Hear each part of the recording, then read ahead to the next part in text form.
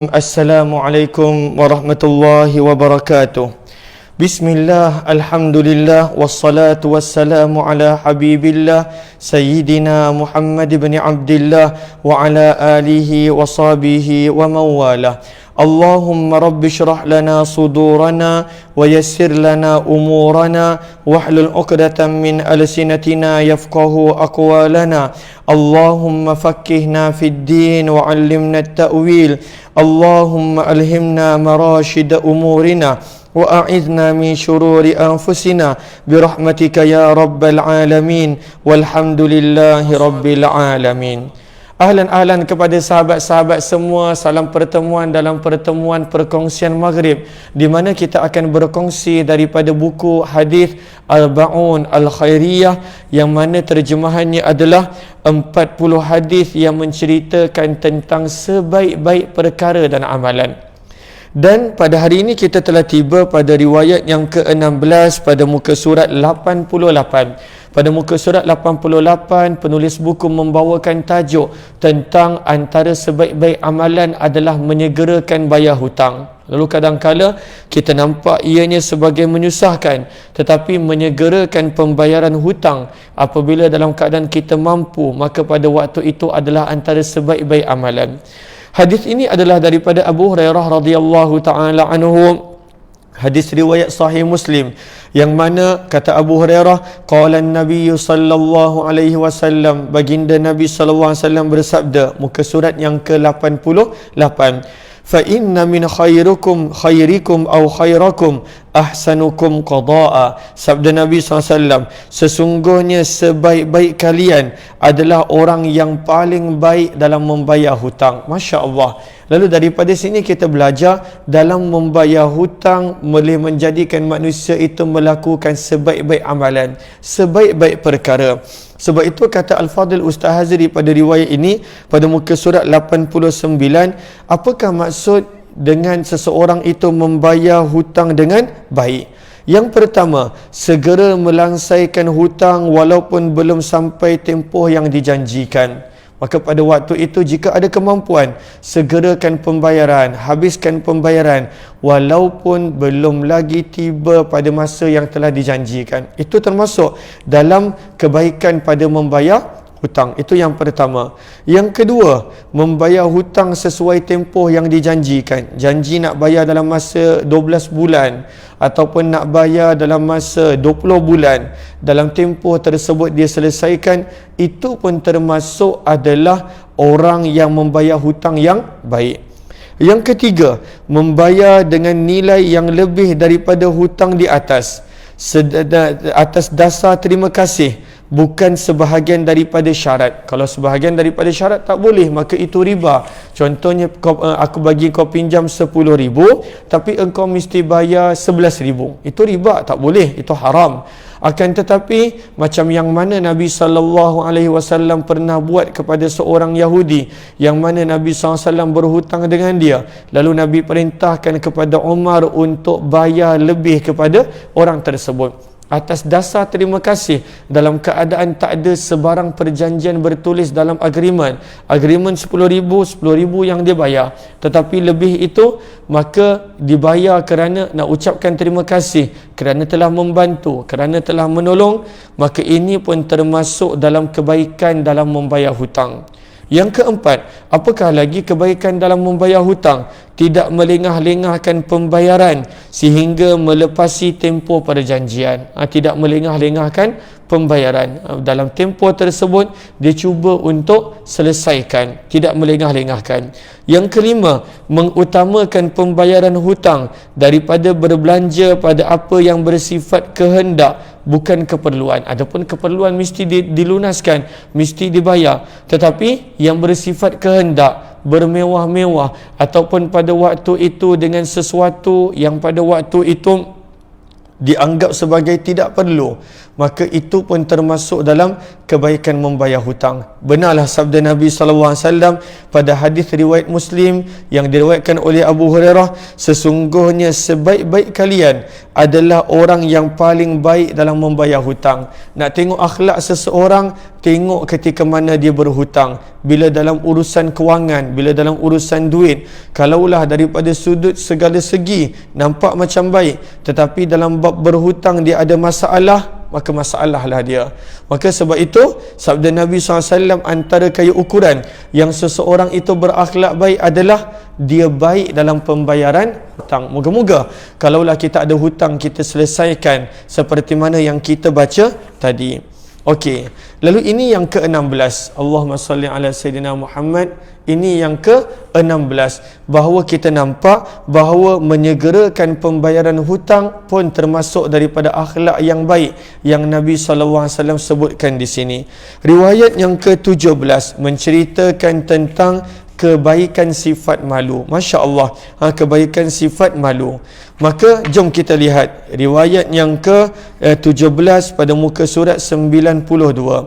Lalu ini menceritakan tentang kebaikan sifat malu. Banyak orang menyangka sifat malu itu sifat yang tercela, tetapi sebenarnya sifat malu itu adalah sifat yang terpuji pada kebanyakan waktu.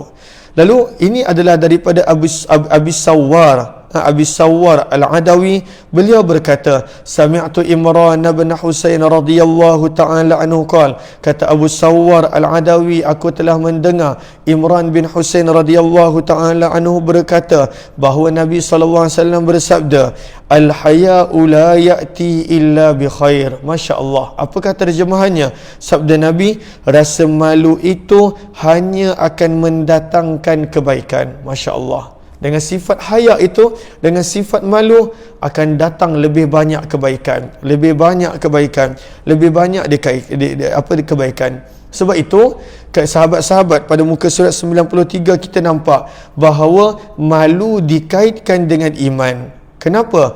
Kerana semakin kuat seseorang merasai perbuatannya tidak lepas daripada pengetahuan Allah, lalu dia malu nak meninggalkan sesuatu perintah Allah, dia malu untuk melakukan sesuatu larangan Allah, maka pasti akan berasa malu untuk melakukan hal yang tak baik.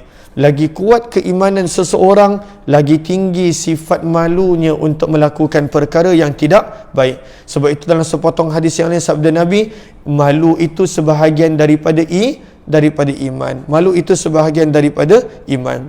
Lalu apakah sebenarnya hakikat malu? Apakah hakikat malu yang sebenar? Maka dibawakan di sini sepotong riwayat yang mana kata Al-Fadhil Ustaz Hazri, hakikat malu yang sebenar adalah sebagaimana yang dijelaskan oleh baginda Nabi sallallahu alaihi wasallam. Apakah sabdaan baginda tentang sifat malu? Sabda Nabi sallallahu alaihi wasallam, istahyu minallahi haqqal haya. Qulna ya Nabi Allah, inna lanastahi walhamdulillah. Qal laysa dhak walakinnal istihya'a minallahi haqqal haya an tahfadha ar-ra'sa wa ma wa'a wal batana wa ma hawa wal tadhkuril mauta wal bila wa man arada al-akhirata taraka zinata ad-dunya faman fa'ala dhalika faqad istahya minallahi haqqal haya. Apakah sebenarnya erti malu itu? Apakah sebenarnya erti malu yang disebutkan dalam riwayat ini? Bila kita kata malu-malu, apakah sebenarnya erti malu? Maka sabda baginda Nabi sallallahu alaihi wasallam yang mulia, apa sabda Nabi sallallahu alaihi wasallam ketika mana Nabi bersabda kepada para sahabat, sabda Nabi, malulah kamu kepada Allah dengan sebenar-benar rasa malu. Sabda Nabi, malulah kamu kepada Allah dengan sebenar-benar malu. Lalu para sahabat pun hairan. Kata para sahabat, wahai Rasulullah, sesungguhnya kami memang ada perasaan malu dan segala puji bagi Allah Subhanahu wa taala. Maka Nabi sallallahu alaihi wasallam betulkan persepsi tersebut. Nabi bersabda, bukan itu yang aku maksudkan, tetapi maksud malu kepada Allah dengan sebenar-benar malu. Apakah maksud dia? Jom kita lihat. Yang pertama, sabda Nabi, menjaga kepala dan anggota yang ada pada kepala. Jaga itu maksud malu dengan Allah. Lalu apakah dia anggota yang ada pada kepala? Mata, telinga, mulut. Jaga ini. Kalaulah seseorang itu benar-benar malu kepada Allah, maka dia akan menjaga anggota-anggota ini. Yang kedua, dia akan menjaga perut dan anggota di sekitar perut, iaitu kemaluan. Perut dijaga, tak ambil yang haram, kemaluan dijaga. Pada waktu itu tidak pada perkara yang Allah murka. Seterusnya, Nabi menyebut yang ketiga, hendaklah kalian selalu mengingati mati dan kehancuran tubuh dalam kubur. Sesiapa yang menginginkan akhirat, nescaya dia akan meninggalkan perhiasan dunia. Siapa yang telah melakukan semua itu, itulah maksud malu kepada Allah dengan sebenar-benar malu. Masya Allah, sangat mendalam hadis ini, sangat bermanfaat hadis ini nak menerangkan kepada kita apakah itu sifat malu kepada Allah. Hadis riwayat Tirmizi, hadis yang ke-2458. Ini dia maksud malu, menjaga mata, telinga dan anggota tubuh daripada maksiat, menjaga perut dan kemaluan daripada perkara yang haram, mengingati akan mati, meninggalkan akan perkara-perkara yang sementara daripada dunia. Maka inilah yang dimaksudkan dengan malu pada Allah Subhanahu wa ta'ala. Maka inilah dua hadis yang kita belajar pada hari ini berkenaan tentang orang yang baik adalah orang yang baik dalam pembayaran hutang, dan yang kedua, bahawa sebaik-baik perkara adalah orang yang ada malu. Kerana seseorang yang ada sifat malu yang sebenar-benarnya kepada Allah, dia hanya akan membawa lebih banyak kebaikan-kebaikan. Kita jumpa lagi pada pertemuan yang lain, insya-Allah. Moga-moga bermanfaat perkongsian maghrib yang kita lakukan selama 10 minit setiap malam ini. Moga-moga bermanfaat kepada sahabat yang kali pertama join, jemput join Telegram channel Kuliah Ummah Aziz. Kita jumpa lagi pada pertemuan berikut. Wabillahi taufiq wal hidayah. Assalamualaikum warahmatullahi wabarakatuh. Kepada sahabat-sahabat yang ingin untuk membuat pembelian kitab Arba'un Al-Khairiyah, boleh sahaja tekan link yang ada di ruang komen. Boleh jadi rujukan pada sebaik-baik perkara dan juga amalan. Kita jumpa lagi insya-Allah.